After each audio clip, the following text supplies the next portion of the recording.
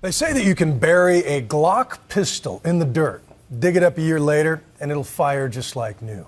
But even more durable is the love many Americans carry for this particular brand of gun.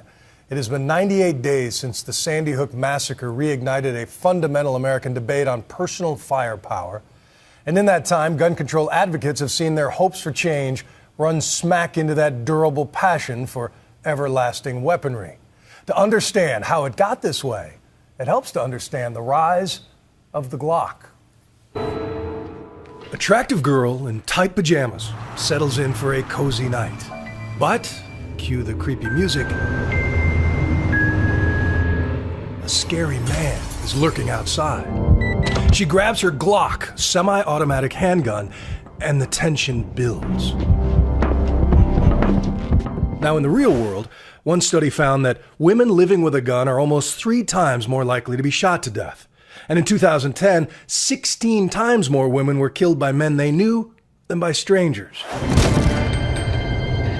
But in the world according to Glock, just the sight of their fearsome weapon is enough to roll the invading stranger's eyes back in his head without even firing a shot. Somebody picked the wrong girl. This ad has been viewed hundreds of thousands of times online, to mostly rave reviews among YouTube commenters. But in reality, this is a company that really doesn't need to advertise at all. They don't need to post videos like this one on their website, because Glock is already America's favorite so-called super gun, among good guys and bad, on screen and off. Between your faith and my Glock 9mm, I take my Glock. It gets the approval of Arnold in End of Days and Tommy Lee Jones in U.S. Marshals. You have a backup weapon? Never had the need. Get yourself a Glock. Lose that nickel-plated sissy pistol. You know, see, grab your Glocks when you see Tupac. Tupac Shakur was among the many rappers who sang the glories of this brand before a Glock was used to murder him at age 25. Congresswoman Gabby Giffords was not only shot by a Glock in Tucson, but still carries one of her own.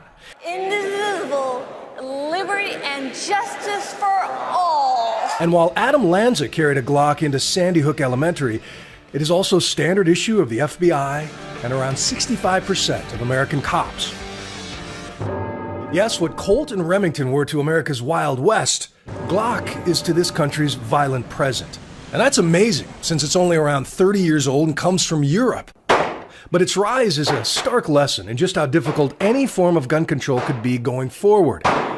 It all begins in the 80s, in the suburbs of Vienna, when a guy named Gaston Glock decided to move from making knives and curtain rods in his garage metal shop to making guns for the Austrian army. He'd never made a pistol before, so he asked expert shooters what they wanted and came up with a game-changing design. By using mostly composite plastic instead of steel, Glock created a weapon that is light and tough, with a very easy trigger pull and no cumbersome thumb-activated safety. The first model had the capacity to shoot 17 bullets, almost 3 times as many as a typical revolver, as fast as you could pull the trigger. And when it hit the US market in the 80s, Glock made the brilliant decision to first offer them to police departments, just when the crack cocaine wars were heating up and cops felt vulnerable. Another group that showed early interest, Hollywood prop masters who loved the futuristic look. As Paul Barrett writes in his book, Glock, The Rise of America's Gun, shootouts on the set of Law & Order were soon featuring this new Austrian import.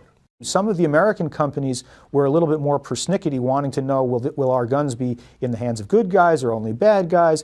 And Glock just said, go ahead, put it in the movies. We don't care. Right. That punk pulled a Glock 7 on me. You know what that is? It's a porcelain gun made in Germany. Doesn't show up on your airport x-ray machines here, and it costs more than you make in a month. Almost every part of that little speech in Die Hard 2 is factually wrong. But when real lawmakers began voicing real fear that an undetectable super gun was hitting America, sales skyrocketed. And even when a 1991 shooting spree in Texas led to the assault weapons ban, Barrett says Glock saw an opportunity. When the law was enacted, it was enacted with a grandfathering clause, meaning that everything that existed before the day of enactment was still legal. This left Glock with this huge supply of pre-ban equipment that was still legal to sell, which the company then dribbled out over time. The dark glamour of the Glock, went up because gun aficionados resented the restrictions and said, well, that's the gun they don't want me to have, I want 2 of them. Thanks to a perfectly legal trade-in program, Glock is able to resell used police guns and magazines on the open market, even at a time when cops are desperate to get semi-automatic handguns off the streets. A lot of departments cash-strapped, looking for money.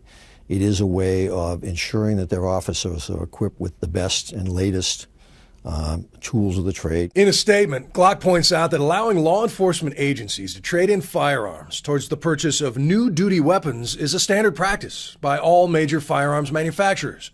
But you have to think that there's a possibility that a cop could have his old Glock pointed at him at some point.